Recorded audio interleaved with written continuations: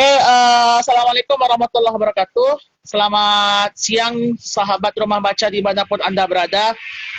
Sebelumnya saya mohon maaf agak terlambat mengisi live IG karena tadi sedang dalam perjalanan pulang dari Pasar Bawah.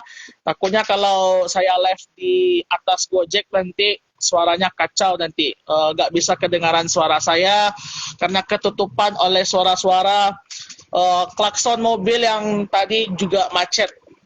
Hari ini kita akan berbincang mengenai pendidikan dan literasi. Jadi bagaimana kita memanfaatkan literasi sebagai wadah pendidikan dan bagaimana kita mengoptimalisasikan budaya literasi yang ada supaya nilai-nilai pendidikan itu tetap berjalan sebagaimana mestinya. Hari ini kita bersama dengan salah seorang narsum yang cukup memahami bagaimana literasi ini. Jadi kita akan mengundang langsung pemateri kita.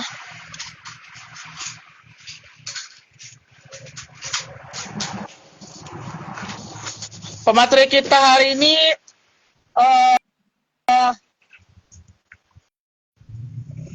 adalah mengenai pendidikan dan literasi bersama saudara Vero dari Syarikat Institute. Jadi kalau teman-teman tahu tentang Syarikat Institute, ada kopi syarikat juga, kita pernah sering berdiskusi tentang politik, tentang agama. Kita akan berbincang mengenai hal tersebut dengan bersama saudara Vero dari Syarikat Institute. Kita akan coba bergabung dengan pemateri. Apakah bisa join?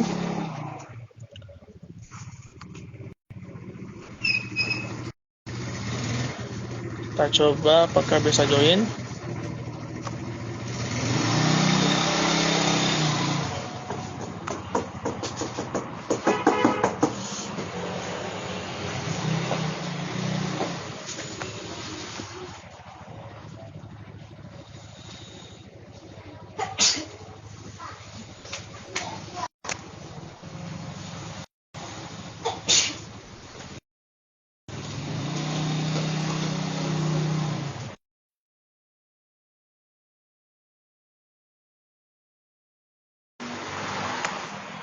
Oke. Apakah suara saya sudah kedengaran, Bung? Oke.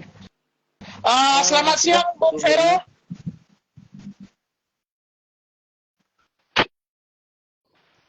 Oke. Gimana kabarnya hari ini, Bung Vero? Apakah sehat, Bung? Alhamdulillah sehat. Bung Vero, hari ini kita akan berbincang bagaimana pendidikan dan literasi. Jadi kalau kita berbicara mengenai literasi, mungkin tidak akan pernah lepas dari namanya pendidikan, Bung. Nah, menurut Bung Vero nih, bagaimana pandangan Bung Vero mengenai pendidikan Indonesia saat ini dan apa peran literasi dalam memajukan pendidikan, Bung? Oke. Saya pikir antara pendidikan dan literasi ini adalah satu kesatuan yang tak bisa dipisahkan. Itu poin pertamanya. Nah, terkait dengan pertanyaan bagaimana kondisi pendidikan Indonesia hari ini, saya cenderung menilai dari multi aspek atau dari banyak aspek. Kalau dari segi kesiapan kerja atau dari segi bagaimana pendidikan itu menyiapkan peserta didiknya untuk memasuki dunia kerja, saya pikir pendidikan di Indonesia ini sudah cukup bagus dalam segi itu. Nah, yang masalah itu kan adalah dunia kerjanya nanti. Kalau Bung Herman tahu, banyak kampus dan sekolah di Indonesia itu membekali setiap lulusannya hari ini dengan namanya sertifikasi profesi.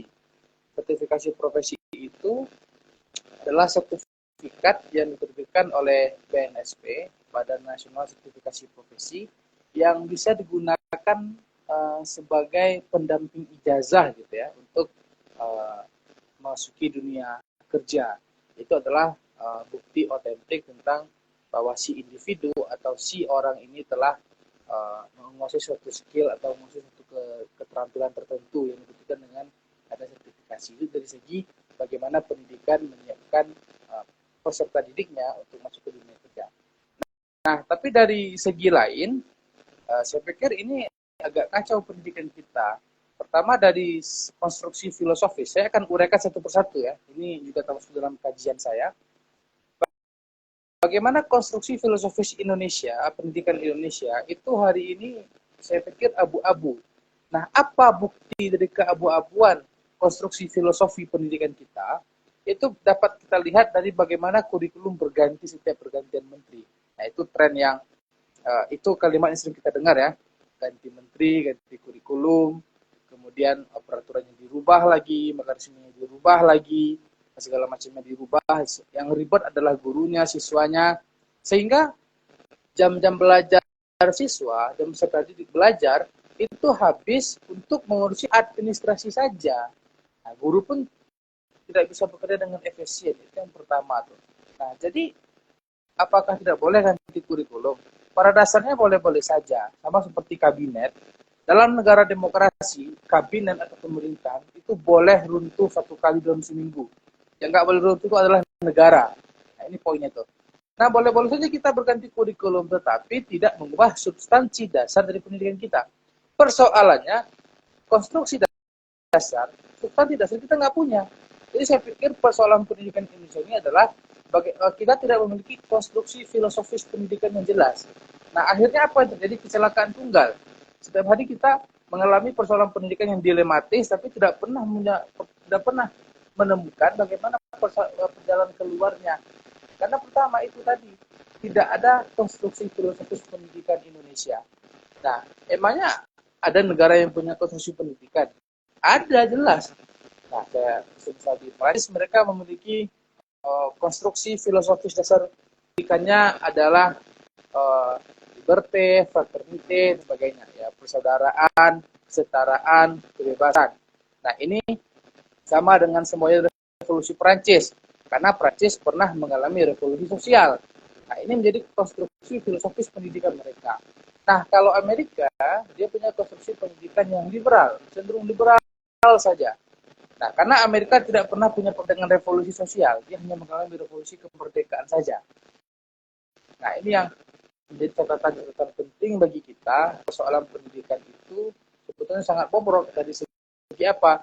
Tidak adanya konstruksi filosofis, sehingga pendidikan kita hanya menjadi semacam benda yang mengawang-awang saja. Akhirnya apa yang terjadi?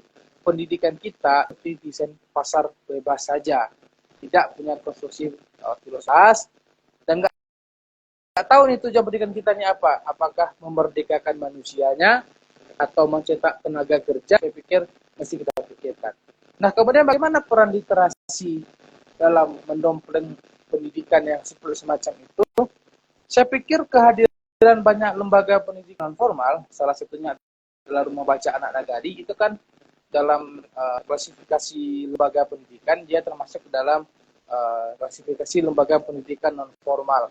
Nah, kemunculan lembaga-lembaga seperti ini saya pikir bisa menjadi sarana bagi kita untuk memperbaiki atau setidaknya menambal dari ketimpangan pendidikan kita. Kenapa demikian? Karena lembaga pendidikan non formal itu dia tidak terikat pada kurikulum sebagaimana sekolah-sekolah gitu ya. Jadi lembaga pendidikan non formal mesti bisa menggodok kurikulum dia sendiri, memiliki konstruksi filosofis yang jelas, dan yang penting adalah bagaimana kita menggiatkan budaya literasi. Apa itu budaya literasi? Adalah tidak sekedar budaya membaca saja, tapi bagaimana orang-orang bisa memahami dari bacaan yang dia baca, dia bisa memahami realitas sosial dia. Dia bisa membaca keadaan sosial dia, sehingga dia menjadi individu yang matang dan siap tempur dalam keadaan apapun. Saya pikir demikian, Bung Hernan. Halo? Halo, Bung? Ya, oke. Ya, halo. Bung Saya pikir Vero, demikian. mungkin kita berbicara tentang filsafat konstruktif. Kita melihat juga masalah pendidikan di Indonesia mungkin seperti Bung Vero sebut tadi bahwa pendidikan mengganti kurikulum, ganti menteri, ganti kurikulum. Tetapi ada satu hal yang mungkin cukup menarik untuk kita bahas, Bung, mengenai bagaimana pendidikan tinggi dikomersialisasi. Ketika pendidikan tinggi hanya sebagai tempat ladang bisnis untuk mencari untung. Nah, itu adalah sebuah problematik. Nah, bagaimana Bung melihat hal tersebut?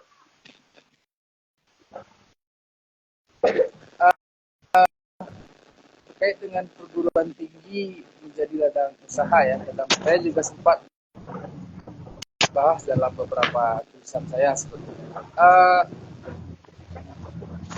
Dijadikannya perguruan tinggi sebagai ladang usaha atau ladang bisnis, ini sebetulnya adalah usaha konstruktif bertahun-tahun.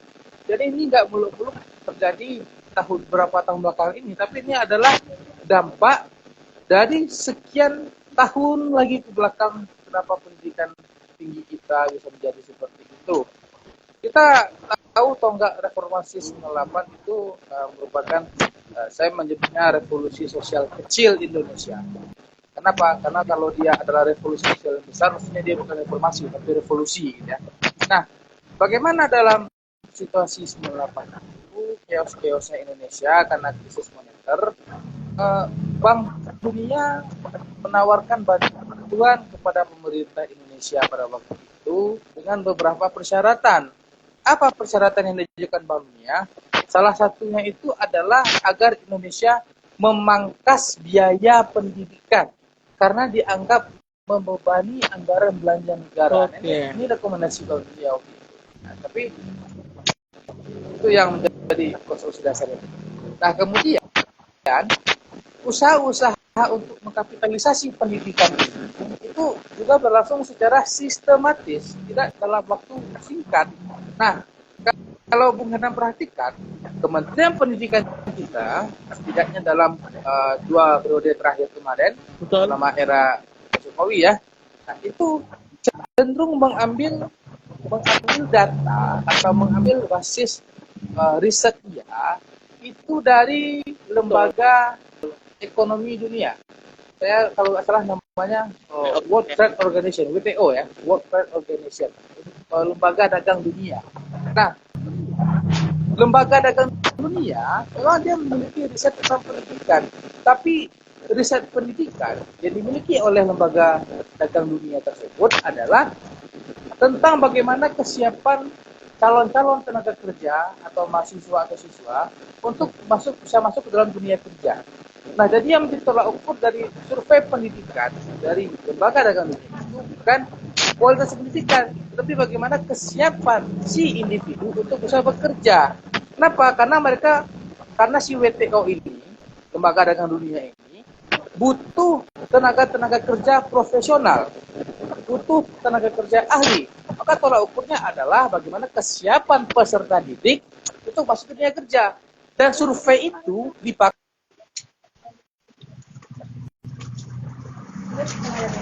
Halo, Bung. Suaranya agak hilang, Bung. Tapi kita kan juga nggak mau ngaku, ya. Ya, lanjut, Bung. Ya, halo. Nah, jadi saya pikir nggak berlebihan kalau kita menyebut Indonesia itu menganut mazhab pendidikan kapitalis. Kita mau ngaku, sedangkan kita menggunakan survei WTO. Kemudian kita arah kebijakan pendidikannya pendidikan kapital atas dasar apa lagi gitu. Nah, di perguruan tinggi negeri itu ada namanya perguruan tinggi negeri berbadan hukum. Ya. 2004 WTO tadi membuat peraturan internasional atau membuat semacam pamflet internasional bahwasanya WTO memasukkan pendidikan sebagai salah satu cabang bisnis bidang jasa. WTO memasukkan pendidikan sebagai cabang bisnis jasa. Nah, kemudian ini diserap oleh SBY pada periode pertama pada tahun 2006.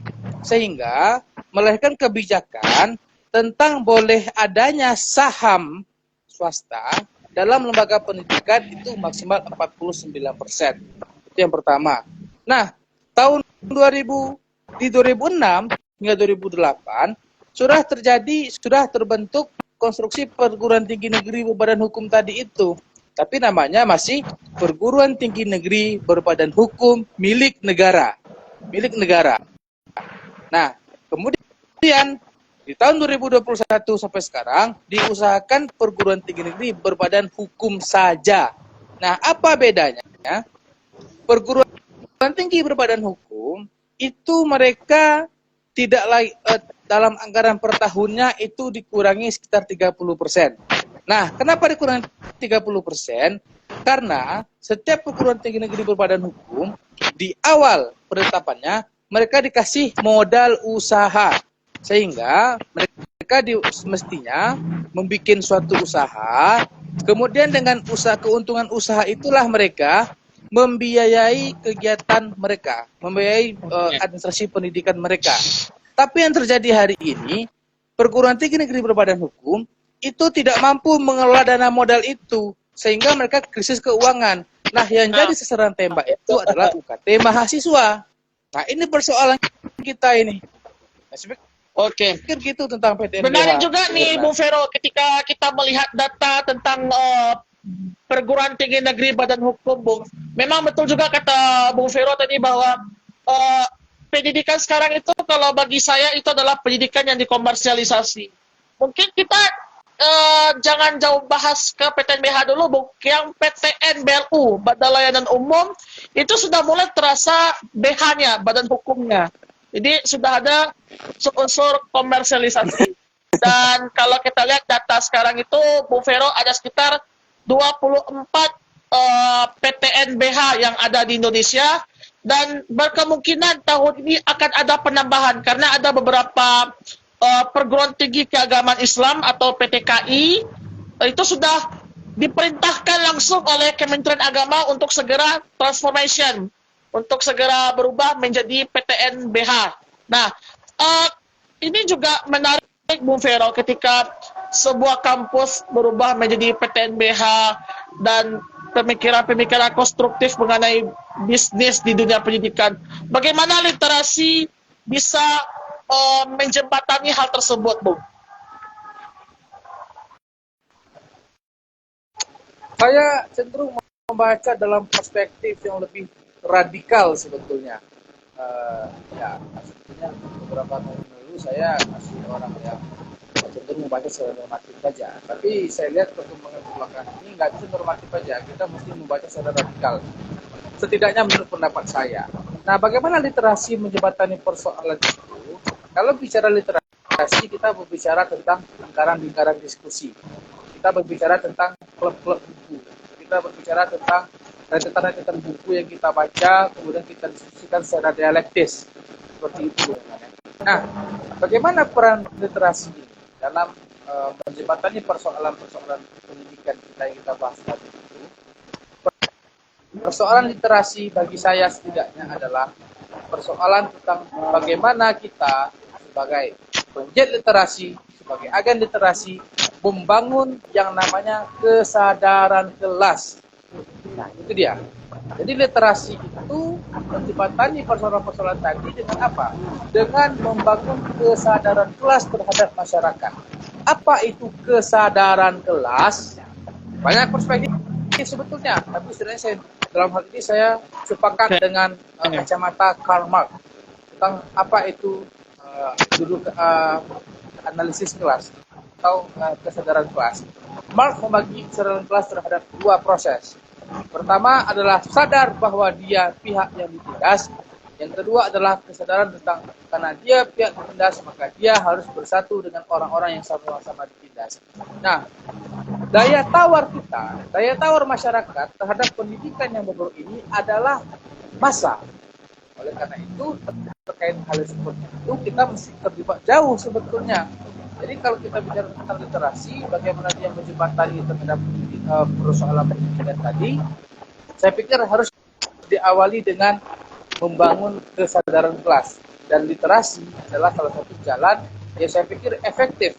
Dan saya kerjakan selama beberapa tahun dengan kelompok-kelompok kecil, dengan kelompok-kelompok yang terbentuk dari letupan-letupan kehidupan. Nah, dan alhamdulillah sekarang kelompok-kelompok itu sudah mulai ekspansi nih, menyebarkan juga tentang kesedaran kelas terhadap kelompok-kelompoknya lainnya. Oke, Bung Vero, mungkin cukup menarik kita membahas tentang literasi, Bung Vero. Mungkin ada satu catatan menarik dari data OECD, Bung Vero, bahwa peringkat Indonesia untuk persoalan literasi, kabar baiknya naik sedikit lah, naik sedikit. Tetapi itu menjadi catatan penting bahwa masih lemahnya pendidikan Indonesia, terutama dalam bidang literasi. Bagaimana Bung Vero melihat kacamata Bung Vero dari perspektif konstruktif dan radikal Bung Vero tentang data OECD mengenai hasil literasi di Indonesia, Bu?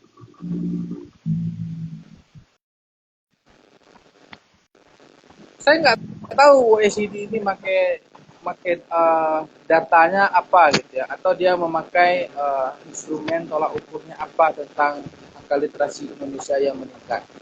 Barangkali mereka benar secara kuantitatif, tapi secara kualitatif yang melihat ini belum. Sebenarnya dalam lingkungannya saya temui gitu ya.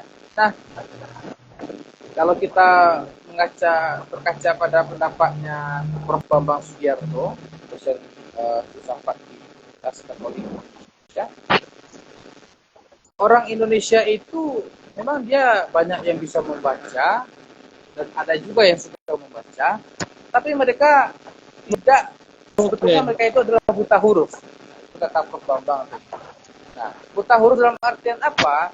Mereka tidak bisa memahami apa yang menjadi ide daripada suatu bacaan yang mereka baca, atau katakanlah suatu buku.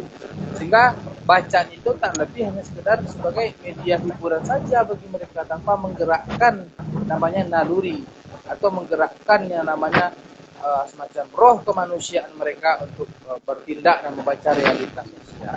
Jadi kalau di sini tadi mengatakan angka literasi kita menaik, barangkali secara kuantitatif saya nggak tahu nih, karena dulu juga pernah ada survei yang mengatakan angka literasi kita menaik.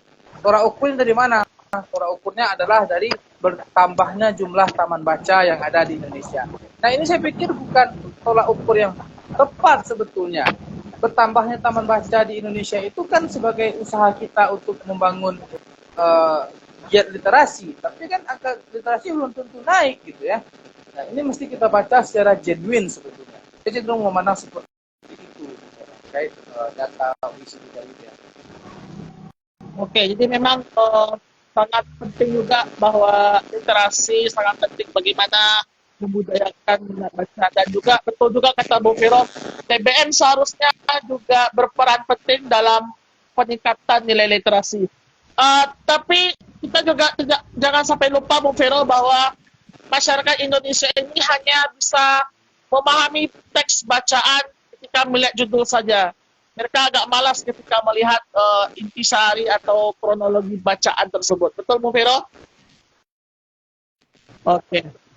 Nah, Bung Vero, selama Bung Vero berada di Syarikat Institute, apa yang Bung Vero bagikan kepada kita semua? Bagaimana Bung Vero memberikan pandangan perspektif tentang literasi dan pendidikan, Bung Vero?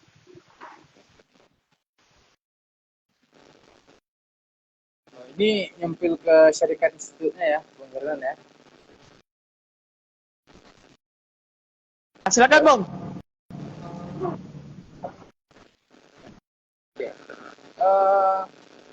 Tentang literasi yang saya coba bangun selama ini, sebetulnya saya pikir saya punya pola yang sederhana sebetulnya, dan pola ini juga belum tentu sempurna. Itu saya berharap nanti dengan teman bisa memberikan feedback tentang pola yang saya bangun. Tapi setidaknya dalam pola yang saya bangun, budaya literasi dalam hal yang paling mendasar, yaitu budaya membaca, itu saya coba giatkan bersama teman-teman. Kami coba giatkan bersama teman-teman itu dengan memberikan stimulus terlebih dahulu terhadap si individu. Nah, stimulus seperti apa yang diberikan? Tentu adalah stimulus bacaan yang itu berdasarkan kepada kebutuhan mereka. Jadi kalau kita bicara tentang taman baca, nah ini informasi saja sebetulnya kepada teman-teman yang lain. Kalau teman-teman ingin membuat taman baca, itu mesti jelas klaster-klasternya dulu nih, menurut saya gitu ya. Nah, kalau misalnya di desa, saya pernah bikin taman baca di Pariaman. Nah, apakah taman baca di Pariaman itu bisa saya samakan kontennya atau isinya dengan taman baca yang ada di rumah baca anak negari? Tidak bisa, dan belum tentu bisa seperti itu. Kenapa demikian? Karena di Pariaman itu mereka mayoritas sebagai profesinya adalah petani. Maka yang paling dekat dengan mereka itu adalah urusan pertanian. Maka buku yang saya datangkan, buku yang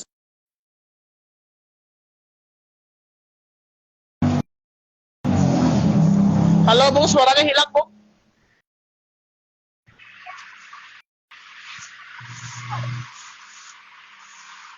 Halo Bung Vero, apakah suara saya kedengaran? ya, oke, Oke. saya ulangi. Jadi kita membangun taman baca itu adalah berbasis terhadap kebutuhan. Semisal di Pariaman tadi, mereka yang mayoritas petani, maka yang paling dekat dengan mereka itu adalah minyan, humaniora, agrikultur, pemasaran hasil tani, dan sebagainya. Nah, maka buku-buku yang kami siapkan, dan kami datangkan dari beberapa donatur, itu juga adalah buku-buku yang membuat pertanian teknis di lapangan, sampai kemudian adalah pendistribusian hasil tani ini. Nah, persoalan pertanian se-Indonesia Raya ini sama. Harga produksinya mahal, karena benih mahal, tetapi harga jual tidak pasti. Kenapa tidak pasti? Pertama, tidak ada jaminan harga dari pemerintah. Yang kedua, tengkulak itu sering memainkan harga. Harga di pasar tinggi, tapi harga beli di petani rendah. Nah, ini juga menjadi persoalan-persoalan yang mendasar bagi masyarakat pertanian. Setidaknya kita memberikan stimulus dari hal itu. Kami datangkan buku-buku tentang bagaimana metode membuat kompos sesuai dengan nutrisi yang dibutuhkan tanaman. Jadi dia akan berbeda sama sekali dengan kompos yang kita buat di rumah misalnya, secara awam gitu ya. Kompos yang dia itu memenuhi syarat nutrisi, setidaknya dia memenuhi unsur makro tanaman. Apa itu unsur makro tanaman? Adalah natrium, fosfor, dan kalium atau NPK.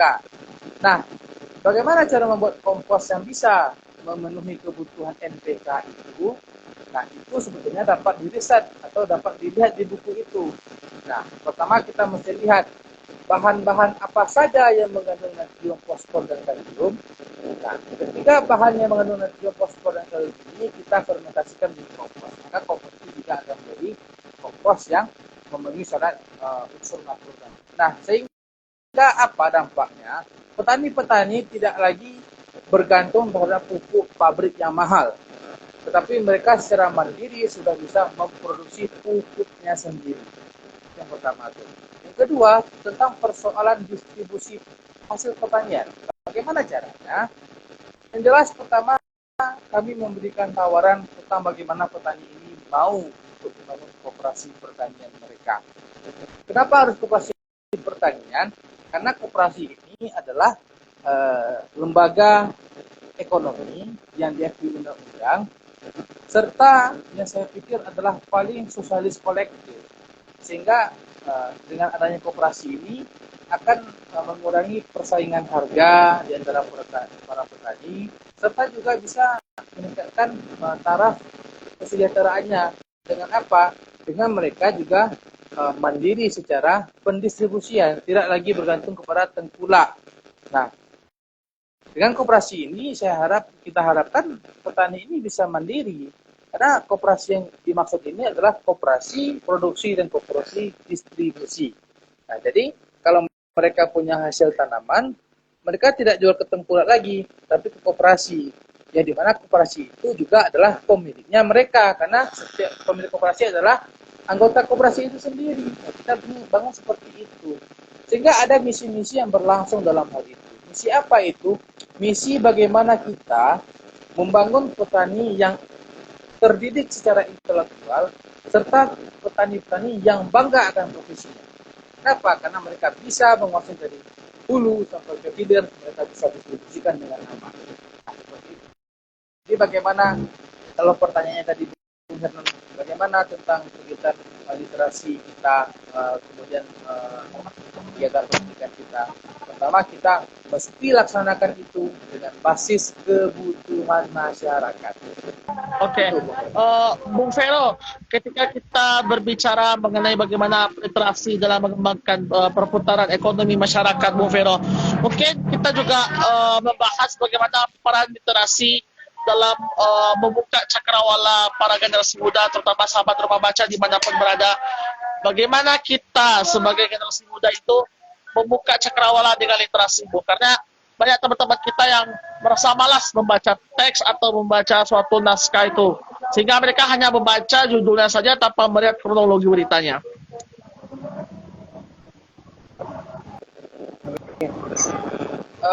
Terkait apa ya, cinta ini kan, kalau persoalan membaca ini kan juga persoalan kita cinta terhadap buku gitu ya. Jadi saya pikir cinta itu sama seperti agama gitu, tidak ada paksaan di dalamnya. Itu kata Jalaluddin Arumi gitu ya. Kita sama seperti agama, tidak ada paksaan di dalamnya. Begitu juga dengan membaca buku, ini jadi catatan khusus gitu. Cuman ini mesti kita akali. Nah, di Serikat Institut yang kita coba.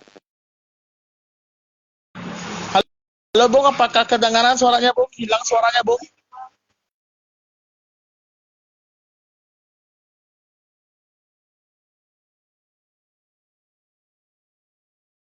Halo, oke, Ya. lanjut Bung Vero. Ya,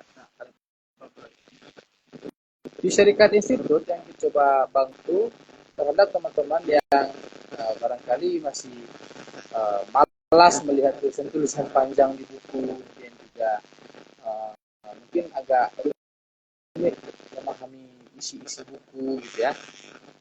Kita banyak metode sebetulnya. Salah satunya itu kalau di Serikat Institut kita bikin kegiatan bedah dan review buku. Nah, itu memang akan dibagi kerjanya secara serius. Misal dalam buku memahami kembali bab Marxisme dan perkembangannya. Nah, itu ada sekitar 9 bab buku. Nah, itu kita bagi orangnya. Satu orang mungkin bertanggung jawab untuk memberikan analisis terhadap 3 bab buku. Maka dalam satu kali tampil akan ada 3 orang pemantik, karena dia akan menyesuaikan dengan masing-masing bahasan babnya. Nah, itu sebetulnya akan membantu teman-teman tadi yang malas membaca atau tadi sulit dalam membaca memahami itu, tetap mendapatkan akses pengetahuan tanpa harus membaca. Dengan apa? Dengan kegiatan seperti itu tadi. Walaupun sebetulnya membaca itu memberikan experience tersendiri sebetulnya gitu ya, tapi setidaknya kita bisa berikan stimulus seperti itu. Dengan harapan apa? Dengan harapan semoga untuk kegiatan berikutnya yang jadi pemantik itu bukan kita lagi, tapi teman-teman itu gitu. Kenapa? Karena mereka sudah terstimulus untuk membaca. Jadi yang pertama. Yang kedua, saya cenderung merekomendasikan buku-buku yang ringan terhadap mereka. Ringan dalam artian tata bahasa dan pembawaan bukunya. Nah, saya sangat menyukai buku-buku tentang sosialisme, tentang apa dan sebagainya. Teman-teman juga ada yang tertarik. Tapi nggak mungkin saya akan cukup teman-teman yang awam ini, yang baru mau belajar musik buku ini dengan das kapital yang tebalnya Masya Allah. Ya. Nah, maka saya akan antarkan mereka terlebih dahulu dengan buku. Nama bukunya itu adalah Karl Marx bagi pemula. Ini bercerita tentang bagaimana Karl Marx itu hidup dan tentang bagaimana pembentukan ide-ide si Karl Marx. Tapi dikemas dalam bentuk komik. Nah, itu ada bukunya itu. Komik buku dari buku adalah Karl Marx bagi pemula. Itu tentang hidup Karl Marx, ya. Kemudian tentang ide-ide Karl Marx, tapi dikemas dalam bentuk komik. Nah, itu teman-teman banyak yang senang. Nah, saya pikir 2 strategi ini ya. Pertama adalah tentang Pertama adalah dengan kita membuat kegiatan bedah dan review buku. Yang kedua adalah memberikan rekomendasi buku-buku yang ringan. Nah, ini saya pikir catatan penting bagi kita untuk membangun literasi.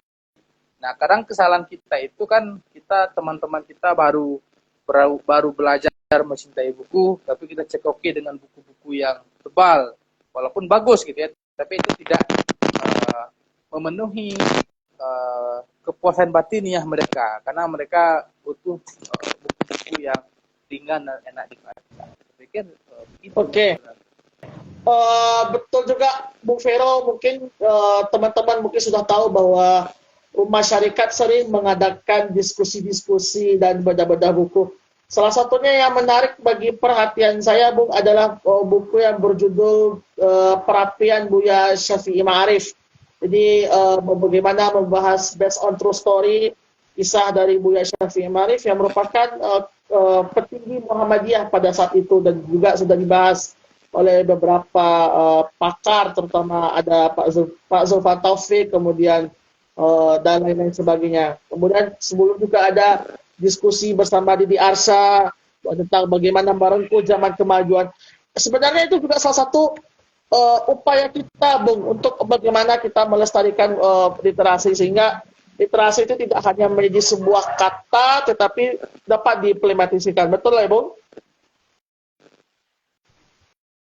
Ya, sangat betul. Bung Vero, kalau kita berbicara tentang literasi pendidikan anak, Bung, ada satu problematik yang cukup krusial yang memang harus kita bahas bersama. Bagaimana kita memandang secara konstruktif anak-anak kita ketika disuruh oleh gurunya untuk membaca sebuah teks, itu rasanya anak-anak itu terlalu malas atau terlalu nggak mau atau bagaimana, saya juga tidak tahu. Tetapi bagaimana langkah yang harus kita siapkan agar anak itu peduli dengan literasinya? Ya, tentang pendidikan anak ini hal yang saya pikir rumit sebetulnya. Nah, ini pernah saya sampaikan di beberapa forum, dan pada akhirnya statement saya ini dihujat oleh banyak orang sebetulnya, karena dianggap terlalu terdeteksi barangkali. Nah, tapi setidaknya dalam hal pendidikan anak kita tata satu-satu, Bung Bernard. Saya mulai dari lembaga pendidikan PAUD dan TK gitu ya. PAUD dan TK, pendidikan anak usia dini dan taman kanak-kanak. PAUD itu termasuk lembaga pendidikan non formal dan TK termasuk lembaga pendidikan formal. Tapi ada satu hal yang saya pikir para pemilik TK di Bukit Tinggi khususnya, para pemilik PAUD di Bukit Tinggi, dan para guru dan para orang tua mesti kita edukasi. Nah, apa edukasi yang saya maksud ini? Di banyak kurikulum PAUD dan TK di Bukit Tinggi, kita melihat salah satu unggulan mereka itu adalah metode tahfiz. Yang tahfiz 5 juz, 3 juz, macam-macam gitu ya. Saya tidak anti terhadap agama, karena saya orang Islam, jelas. Dan saya tidak anti terhadap kegiatan agama, karena saya juga orang Islam. Saya juga ikut kegiatan agama gitu ya. Nah, tapi yang saya pertimbangkan di sini adalah setiap dalam perkembangan manusia ini hidup dari kecil sampai dewasa, ada yang namanya itu tugas perkembangan secara psikologis, psikoanalitik ya. Ada yang namanya itu adalah tugas perkembangan.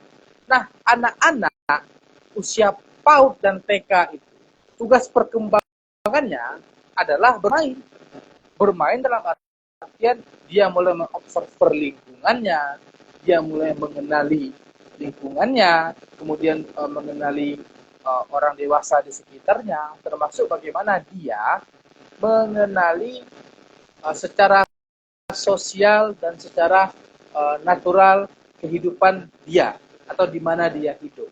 Itu tugas perkembangan anak PAUD dan TK. Tetapi tugas perkembangan yang bermain itu, jadi tugas perkembangan mereka itu adalah bermain gitu ya, dalam artian observer. Nah, karena pada usia itu, usia yang krusial untuk perkembangan psikomotorik mereka, kelenturan badan dan sebagainya. Makanya usianya itu adalah tugasnya itu adalah tugas bermain. Nah, kemudian tugas bermain mereka itu kita rengkup dengan kurikulum tahfiz sekian juz yang akhirnya menyita waktu bermain mereka yang secara psikologis memberikan dampak terhadap batiniah mereka dan juga berdampak terhadap perkembangan psikomotorik mereka. Nah, ini bukan tentang saya anti terhadap program tahfiz di PAUD dan TK, tapi yang namanya tugas perkembangan itu adalah kodrati manusia sejak di lahul mahfuz ditetapkan oleh Allah gitu ya. Jadi emang di lahul mahfuz itu Allah tuliskan anak TK, anak SD itu tugas perkembangannya adalah bermain. Dan tugas perkembangan yang telah ditetapkan oleh Tuhan itu kita rengkup dengan kurikulum tahfiz. Nah, ini saya pikir pemilik-pemilik TK, pemilik PAUD, para pengusaha pendidikan ini mesti kita benahi ini. Saya keras dalam hal ini. Semoga wali kota dengar. Nah, persoalannya sangat konkret sekali. Nah, padahal para pemilik TK itu, para pemilik PAUD itu berasal dari banyak ragam latar pendidikan. Ada yang psikologis, ada yang betul-betul memang pendidikan anak usia dini dan sebagainya. Tapi saya heran kenapa bisa muncul kurikulum-kurikulum seperti itu. Nah, akhirnya kejawab tadi pembahasan kita, ada yang namanya usaha kapitalisasi pendidikan. Agar TK mereka rame, agar PAUD mereka rame, mereka mesti ada program unggulan. Nah, program unggulannya itu adalah tahfiz. Saya ulangi, saya tidak anti terhadap kegiatan keagamaan, tetapi kita mesti pertimbangkan ini untuk PAUD dan TK. Karena memang tugas perkembangan anak PAUD dan TK itu sudah di lahul mahfuz itu adalah bermain. Dan jangan kita renggut hak mereka untuk bermain. Tapi mesti kita kenalkan dengan apa? Nah, saya pikir beberapa TK juga ada yang bagus tuh. Mereka mengenalkan tentang pendidikan keagamaan itu dengan pembiasaan.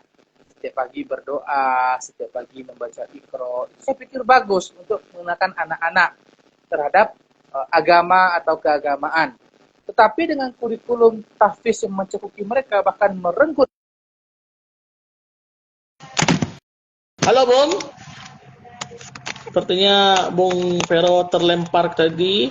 Kita coba lagi. Halo Bung.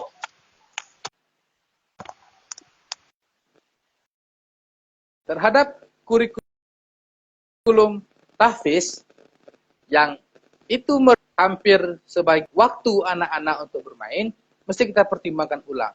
Dan saya ulangi, saya tidak anti terhadap kegiatan keagamaan, tetapi saya hanya menyuarakan tentang bagaimana kurikulum itu mesti kita integralkan dengan kebutuhan si anaknya. Apa kebutuhan si anak? Bermain. Kenapa bermain? Karena itu adalah tugas perkembangan mereka. Saya pikir ini harus kita pikirkan bersama-sama. Dan ini adalah kritik keras saya terhadap para pengusaha-pengusaha PAUD dan TK di Bukit Tinggi. Saya pikir gitu, Bung Hernan.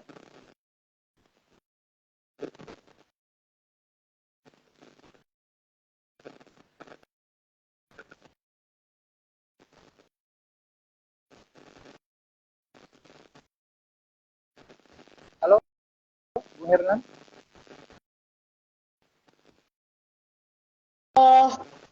Bung, kalau kita berbicara bagaimana literasi dan pendidikan dalam mempersoalkan isu-isu terkini dari segi pendidikan, lingkungan, ekonomi, sosial, budaya, bahwa kita tahu bahwa masalah ini tidak hanya satu masalah, tapi masalah yang kompleks. Apakah mungkin literasi dapat menjawab semua permasalahan yang kompleks ini, Bung Vero?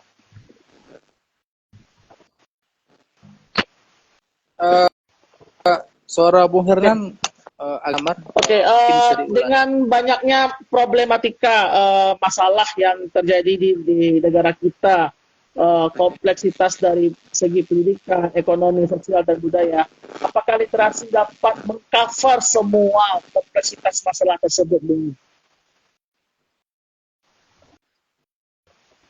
Oke. Maka literasi dapat mengcover semua persoalan tersebut. Ya, saya pikir kerja literasi itu bukan kerja yang tunggal gitu ya. Nah, kalau kita memberikan literasi, tidak berarti literasi bisa menjawab persoalan kemiskinan, persoalan lebih kemudian struktural gitu ya. Tidak bisa menjawab semua persoalan. Tapi literasi adalah jalan masuk yang bagus saya pikir untuk semua persoalan-persoalan itu. Nah, bagaimana mengatasi persoalan kemiskinan? Tentu dengan ilmu ekonomi. Nah, literasi adalah pintu masuk yang pas untuk masuk ke ilmu ekonomi. Hal seperti itu. Saya melihat seperti itu. Jadi kerja literasi itu adalah kerja kolektif yang tidak tunggal, tetapi mesti diikuti dengan ragam kegiatan dan ragam kerja lainnya. Jadi kegiatan literasi itu atau penelitian literasi itu adalah kerja-kerja multidisipliner. Oleh karena itu kita juga butuh banyak orang yang juga berasal dari latar belakang yang berbeda-beda, yang beragam. Agar apa? Agar kerja kita semakin kompleks. Saya pikir demikian. Jadi kerja literasi itu kerja yang kompleks. Bung Vero, terakhir Bung, apa yang ingin Bung sampaikan kepada teman-teman pegiat literasi? Bagaimana Bung memandang sebuah pemikiran, sebuah masalah dengan pemikiran yang cukup matang, dan bagaimana literasi bisa menjembatani semua problem tersebut, Bung? Oke, saya anggap ini sebagai closing statement. Nah, bagaimana literasi itu bisa merangkul semua persoalan dan bagaimana literasi itu bisa membantu kita keluar dari dilematis sosial ini? Saya akan urutkan kembali dari awal. Pertama, kerja-kerja literasi itu adalah kerja membangun kesadaran kelas. Ini yang pertama. Jadi literasi itu bukan tentang bagaimana hanya mengajak orang membaca. Literasi adalah usaha kita membangun kesadaran kelas. Agar apa? Agar orang-orang tahu akan diri dia, tahu akan kelasnya. Nah, ini kalau pengen islami sedikit, nah biar saya nanti nggak dicap anti-Islam gitu ya. Man arafa nafsahu faqad arafa rabbahu. Itu kata Imam Al-Ghazali. Siapa yang kenal dirinya, maka dia kenal dengan Tuhannya. Maka yang kita kerjakan itu adalah membangun kesadaran kelas dalam rangka mengenali diri kita. Itu yang pertama. Yang kedua, literasi itu adalah kerja yang kompleks. Dia mesti dikerjakan dengan multidisipliner. Artinya, kita butuh banyak orang untuk bersama-sama membangun kegiatan ini atau menggiatkan ini. Kenapa? Karena persoalan hidup kita ini beragam. Maka juga butuh multidisiplin ilmu untuk mengatasinya. Semakin banyak teman, artinya semakin ringan hidup kita. Karena kita banyak tempat untuk bertanya, setidaknya pada bagian itu. Dan yang ketiga, bagaimana literasi ini menjembatani persoalan-persoalan kehidupan kita. Saya selalu teringat dengan kata-kata ini, tapi saya lupa siapa yang mengatakan ini. Tapi kata-kata ini menarik. Kata-kata itu berbunyi, kehidupan yang baik adalah kehidupan yang didasarkan oleh cinta dan dirawat oleh ilmu pengetahuan. Maka literasi pada hal ini adalah bersifat sebagai perawat kehidupan dalam bentuk apakah itu kritik, otokritik, atau yang lain sebagainya. Maka tiga basis ini, kesadaran kelas, kemudian adalah multidisipliner ilmu atau kerja kompleks kita, yang ketiga adalah tentang bagaimana dengan literasi ini kita merawat kehidupan kita dengan memberikan kritik, otokritik, dan membangun secara kolektif. Saya pikir tiga itu peran literasi untuk menjembatani persoalan kita. Baik, terima kasih Bung Vero yang telah berbagi bagaimana pandangannya, bagaimana gagasan dan inspirasi yang cukup penting bagi kita bagaimana merawat literasi. Dan betul tadi Bung Vero menyampaikan bahwa literasi tidak hanya baca tulis, tetapi bagaimana membentuk kesadaran kelas. Terima kasih Bung Vero, semoga teruslah terima kasih Bung Vero, semoga terus berjuang di Syarikat Institute, semoga akan lahir gagasan baru, akan hadir pemikiran-pemikiran baru yang ada di Syarikat Institute. Dan terima kasih pada sahabat Rumah Baca dimanapun Anda berada, semoga ini menjadi bermanfaat untuk kita semua. Dan saya Hanta Pratama selaku host pamit undur diri. Terima kasih. Wabillahi taufiq wal hidayah. Wassalamualaikum warahmatullahi wabarakatuh. Thank you, Bung. Thank you.